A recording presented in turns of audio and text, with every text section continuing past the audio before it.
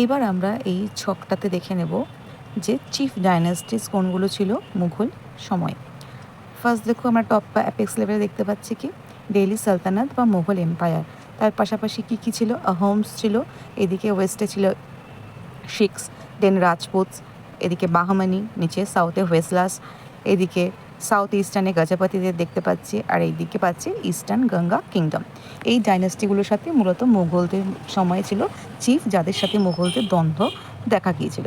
এবার আমরা পড়ে নেব মুঘল অ্যাডমিনিস্ট্রেটিভ ফ্রেমওয়ার্ক বা মুঘল প্রশাসনিক কাঠামো, পেজ নাম্বার 53 অ্যান্ড 54।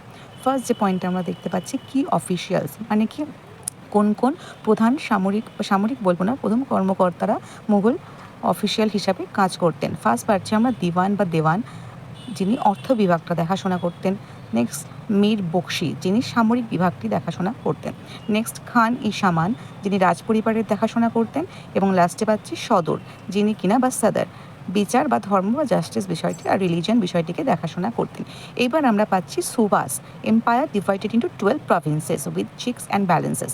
তাহলে এখানে কি বলছে, সুবা মানে বা প্রভিন্স বলতে পারি, তাহলে প্রত্যেকটা প্রভিন্সকে সুবা বলে ভাগ করা হতো এবং প্রত্যেকটা সুবা যারা লিড করতেন বা দেখাশোনা করতেন তাদের দায়িত্বপ্রাপ্ত ব্যক্তিকে বলা হতো কি সুবাদার। এবার এটা গ্রাম পর্যায়ের প্রশাসন অবৃক্ষিত রাখা হয়, মানে ভিলেজের ক্ষেত্রে সেলফ গভর্নেন্স কিন্তু বজায় ছিল।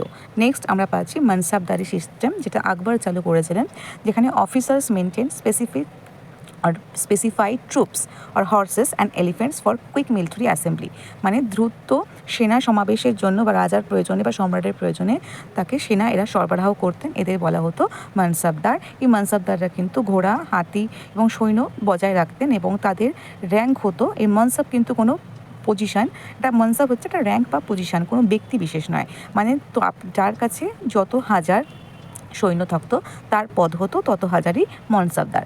নেক্সট আমরা দেখব ল্যান্ড গ্র্যান্টস, মানে কি জাগিরস, যেখানে মনসাবদারদের জাগির দিয়ে বেতন দেওয়া হতো, মানে কি তারা ক্যাশ পেতেন না, তারা ল্যান্ড হিসাবে বেতন পেতেন এবং সেটাকে বলা হতো কি, ল্যান্ডটাকে বলা হতো জাগির।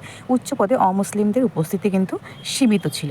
নেক্সট আমরা দেখব ইকোনমিক লাইফ অ্যান্ড এগ্রিকালচার, যেখানে কি বলা হচ্ছে অর্থনীতি এবং কৃষি ব্যবস্থা।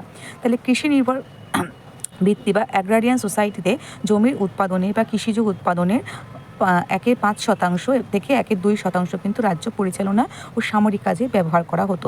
এছাড়াও ট্যাক্স বা রেভিনিউ রিফর্মসের ক্ষেত্রে টোডরমল, যিনি আকবরের এই মিনিস্ট্রিতে ছিলেন, এই রাজস্ব বিভাগটা দেখাশোনা করতেন, তিনি পদ্ধতিগতভাবে জমি জরিপ করে তারপরে জমির ক্ষমতা অনুযায়ী বা তার ফলন ক্ষমতা অনুযায়ী কিন্তু তার উপর রাজস্ব বা রেভিনিউ ধার্য করেছিলেন। এটা একটা অন্যতম ভালো ব্যবস্থা ছিল। নেক্সট দেখব প্রযুক্তি ও ফসল, সেক্ষেত্রে পার্সিয়ান হুইল এর সাহায্যে সেচ, তুলা, রেশম, তারপরে নীলের মতো এই জিনিসগুলোকে, মানে এই ধরনের ফসলগুলোকে কিন্তু চাষ করা হতো, যা কিনা নগদী ফসল হিসাবেও এগুলোকে ধরা হয়। নেক্সট হচ্ছে কারেন্সি এবং গিল্ডস। তাহলে কারেন্সি বলতে এই সময় রূপ্য মুদ্রার কথা আমরা দেখতে পাচ্ছি, যেমন যেটাকে বলা হতো রুপয়া, এবং তাম্র মুদ্রা যে প্রচলিত ছিল তার নাম হচ্ছে দাম। এর পাশাপাশি গিল্ড বলে একটা শ্রমিকদের কারিগরদের অ্যাসোসিয়েশন ছিল, তার লোকাল নাম কিন্তু শ্রেণী হিসাবেও এটাকে বলা হয়।